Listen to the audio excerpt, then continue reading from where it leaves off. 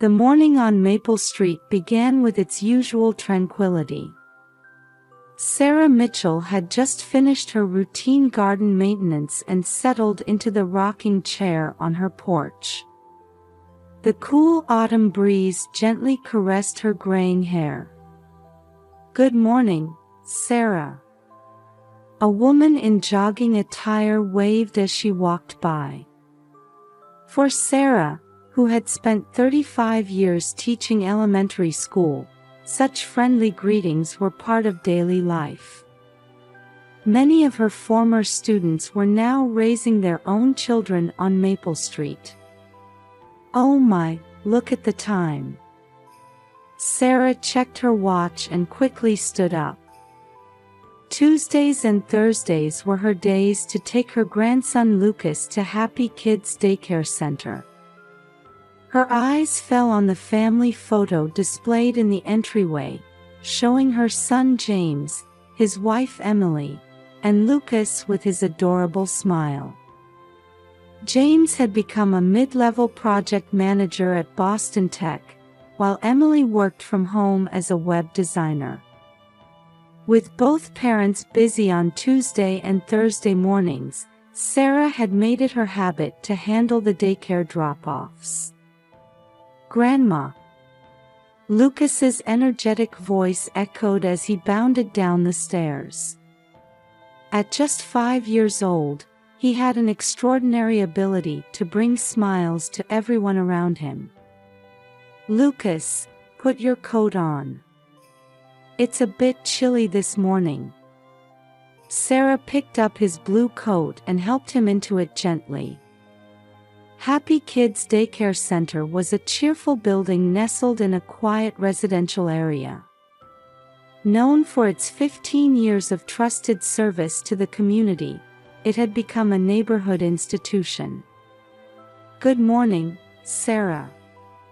Kate Wilson, the head teacher, greeted them with her usual gentle smile. She was well respected by parents for her mild temperament and proven childcare skills.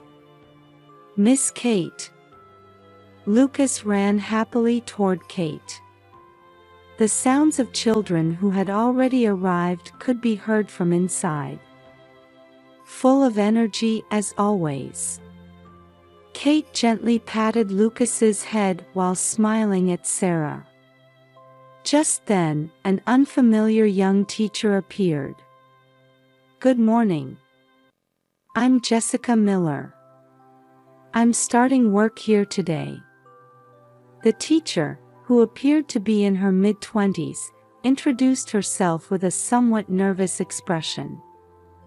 Her neat appearance and sincere demeanor conveyed her enthusiasm for the job. The new name tag around her neck gleamed under the fluorescent lights. "Jessica, this is Lucas. You'll be in charge of him today." Head teacher Kate explained rather hastily before quickly heading to the office. There was something unsettled about her manner. Miss Kate. What about the children with allergies?" Jessica called out anxiously, but Kate's response was surprisingly brief. "The basic precautions are written on the whiteboard in the staff room. Handle things as they come up." Sarah felt a slight unease at this dismissive response. Usually, Kate would give new staff much more detailed instructions, especially regarding children's health matters. She was known to be almost overly cautious about such things. However, this thought was interrupted by her phone ringing. Sarah was surprised to see Emily displayed on the screen. It was unusual for her to call at this time of day. "Mom, I'll pick him up today." "Emily. What's the matter? Aren't you usually busy with work at this time?" "Well, there's something about James." There was an unusual tension in Emily's voice, a hesitant tone that made Sarah uneasy. "Did something happen, No, not exactly. I'm sorry, I can't say more over the phone. That morning, activities at the center seemed to flow as usual. The new teacher Jessica was enthusiastically engaging with the children, and other staff members carried out their normal care programs. However, there was an unsettling atmosphere created by Kate's occasional muttering from the office and her unusually frequent checking of her mobile phone. At 2 p.m., fate struck suddenly. Teacher. Lucas. Lucas is having trouble breathing. A sudden cry echoed through the facility during snack time. The new teacher Jessica was holding Lucas, who had turned pale. His small body was shaking violently, and his lips were beginning to turn purple. His breathing is labored. His color isn't good. Someone help. Jessica's voice trembled with panic. The surrounding children began crying anxiously, and the center quickly descended into chaos. While other teachers rushed to help, Kate was nowhere to be seen. At 2:15 p.m., emergency services were called. As the sound of sirens approached, the center's phone wouldn't stop ringing with concerned parents' inquiries. At 2:25 p.m., the police arrived unexpectedly early. Usually, ambulances arrive first, but for some reason, police vehicles were the first on the scene. Uniformed officers quickly entered the facility and headed for the office. At 2:30 p.m., Sarah's phone rang. Mom. Come quickly. Lucas. Lucas. Sarah's heart pounded at Emily's distraught voice. Seeing her usually composed daughter-in-law so upset made it impossible not to imagine the worst. Emily, stay calm. I'm coming right now. The moment she hung up, Sarah jumped into her car. She made the usually 15-minute drive in a desperate 10 minutes, not even minding running red lights. When Sarah arrived at the facility, she was met with the unusual sight of 3 police cars lined up.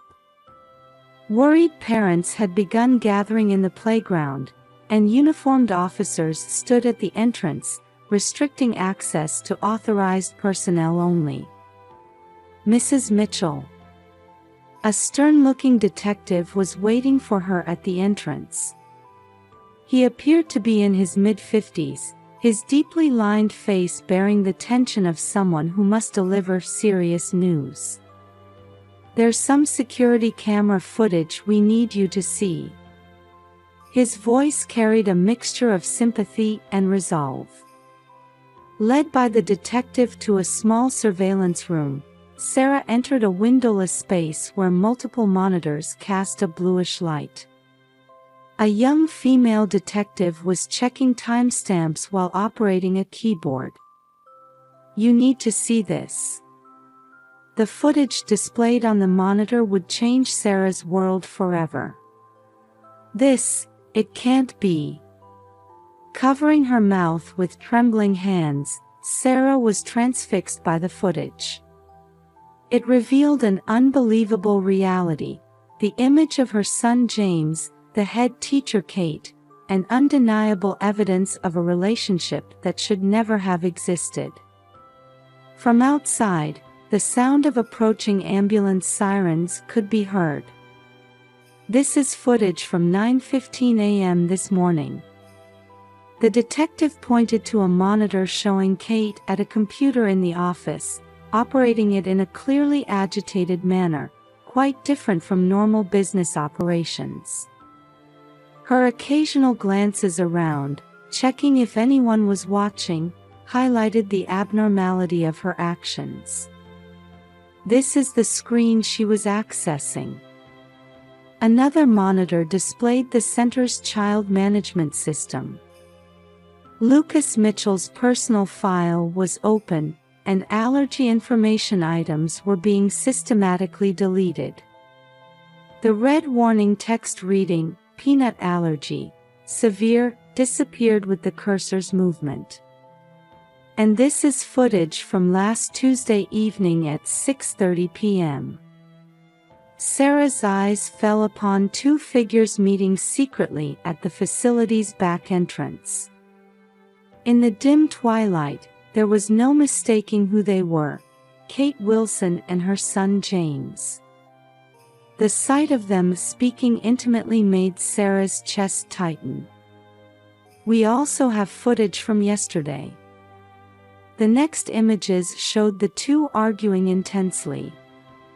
Though there was no sound, Kate could be seen crying and pleading while James shook his head in distress.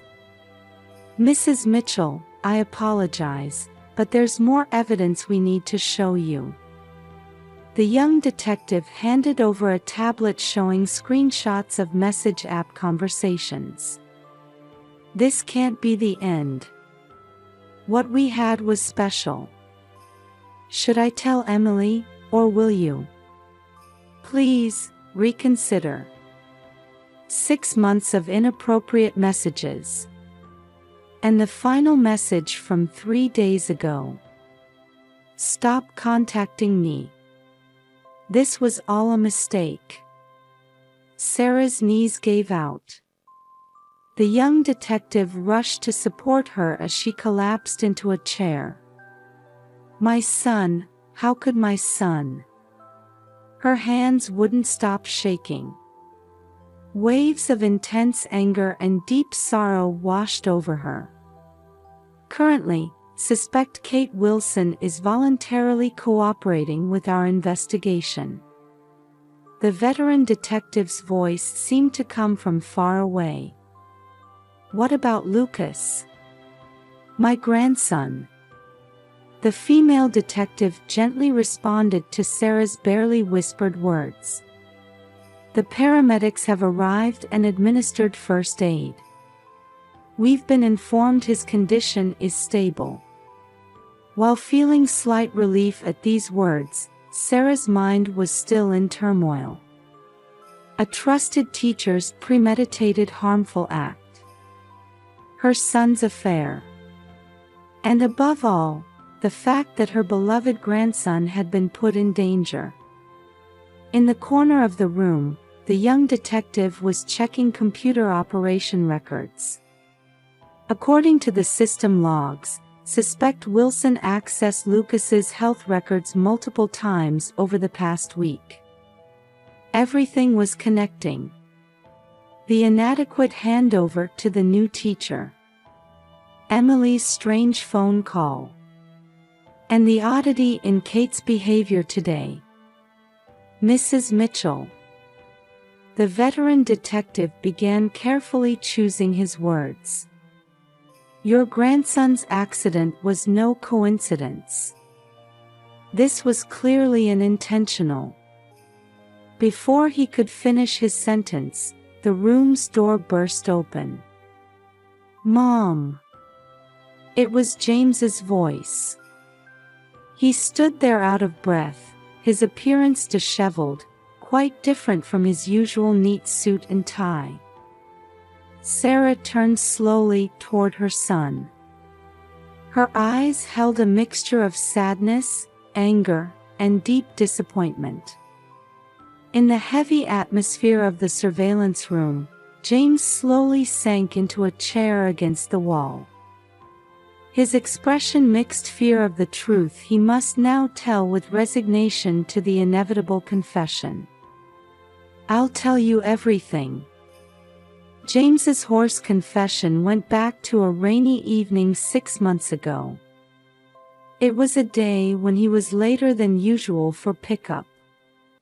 An important presentation at Boston Tech had run long, and he didn't arrive to pick up Lucas until after 6 p.m. The facility was already quiet, with head teacher Kate the only staff member remaining. From that day, things gradually changed. James's voice trembled. She was such an understanding listener. She would hear my work complaints, sometimes offer precise advice. Police investigation revealed that their secret meetings gradually became more frequent. What started as casual conversations at the facility evolved into meetings at nearby cafes. And then, one day in August, they crossed a line that should never have been crossed. But it was wrong. James covered his face with both hands. Thinking about Emily was torturous. Every time I saw Lucas's face, I felt like my chest would burst with guilt.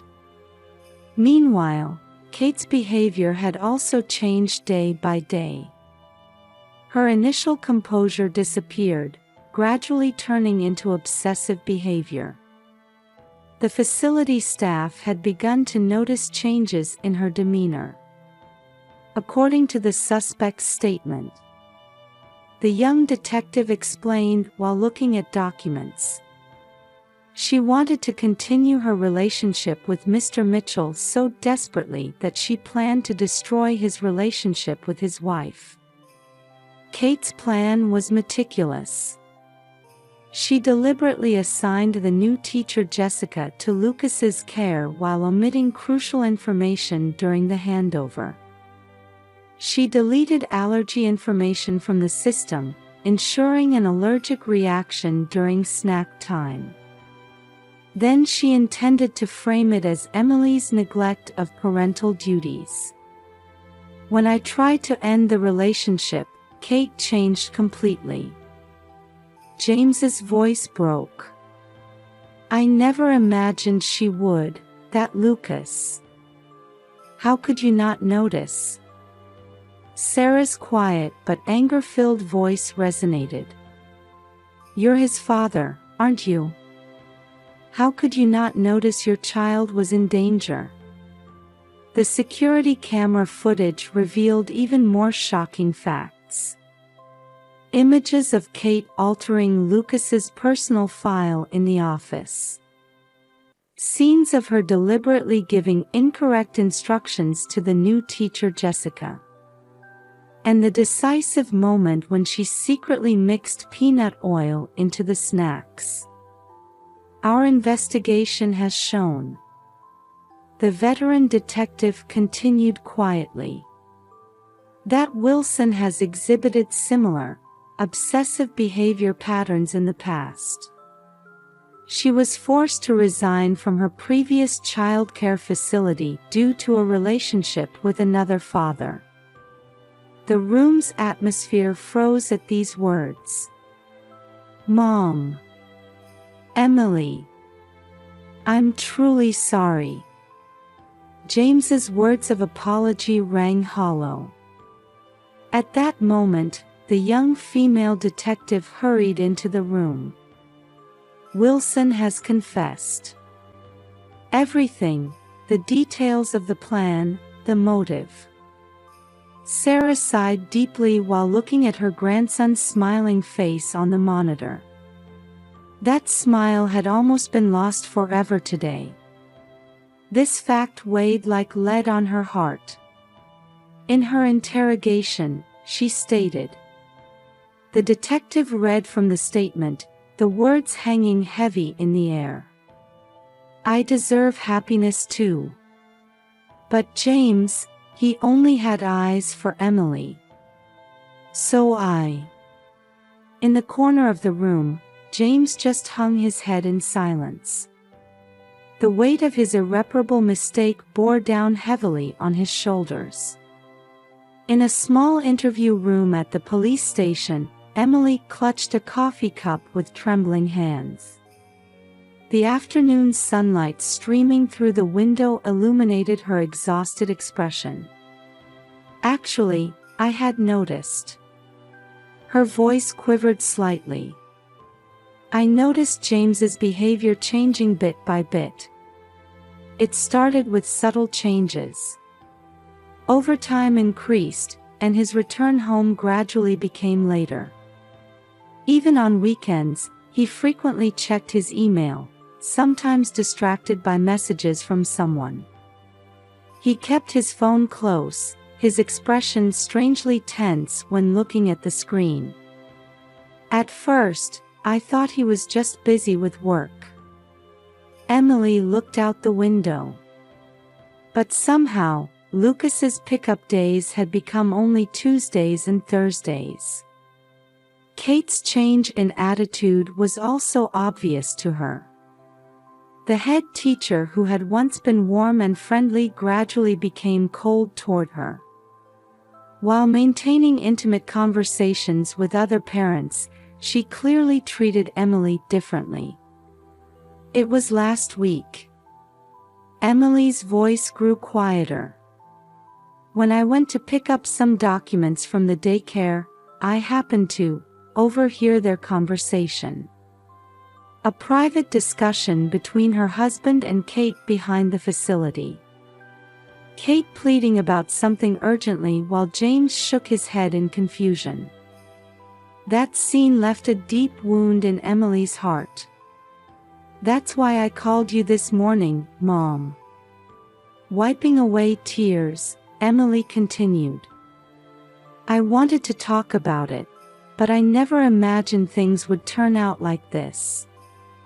Meanwhile, shocking testimonies from the facility staff continued to emerge. Kate had been acting strange lately. The new teacher, Jessica, testified to the police. Even this morning, the handover was very careless. Usually, she's especially thorough about explaining allergies, but today of all days. Other caregivers also provided testimony supporting Kate's changes. It seemed like her personality changed about 6 months ago. She suddenly started saying she'd work overtime whenever Mr. Mitchell came for pickup. Her way with the children changed too, becoming oddly overprotective, especially with Lucas. At Boston Children's Hospital's intensive care unit, various medical devices were attached to Lucas's small body. The regular beeping of the heart rate monitor quietly echoed through the room. "He's doing fine. We've passed the worst." Dr. Thompson's words made the entire family sigh with relief. The allergic reaction was severe, but early detection and prompt treatment were effective. Sitting in a chair by the window, Sarah reflected on the past 24 hours while watching her sleeping grandson. Kate's arrest, James's confession, Emily's tears, and above all, the terror of Lucas's life being in danger. "We've heard from the lawyer." The young detective quietly entered the room. "Wilson has admitted to all charges. Attempted murder, personal information tampering, professional negligence." Among the serious charges, Kate admitted to everything straightforwardly. A psychiatric evaluation was scheduled, which could affect her sentence. The facility also contacted us. Emily began while looking at her phone screen. "They've decided to close temporarily. They say they're going to completely review their operating system." Happy Kids Daycare Center was facing a major turning point because of this incident. An emergency explanation meeting was held for parents, and preventive measures were proposed. These included stricter staff hiring standards, implementation of a double-check system for health management, and above all, strengthening communication among staff members. Through the hospital room window, the twilight sky was visible. Sarah stood up and faced her son. "James." Her voice now held neither anger nor sadness. "What are you going to do?" James, who had been staring at the floor, slowly raised his head. I want to repair everything. My relationship with Emily, my bond with Lucas, and my trust with you, Mom. Emily silently listened to her husband's words. Complex emotions could be read on her face. We've been recommended family counseling. James continued. Once a week, with professional help. It will take time, but... Yes. Emily nodded slightly.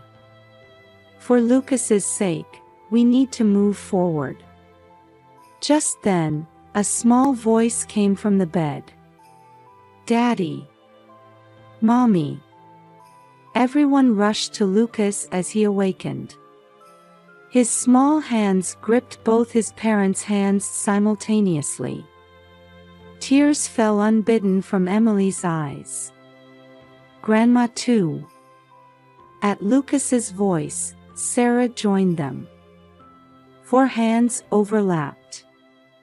It seemed like a symbol of a new beginning.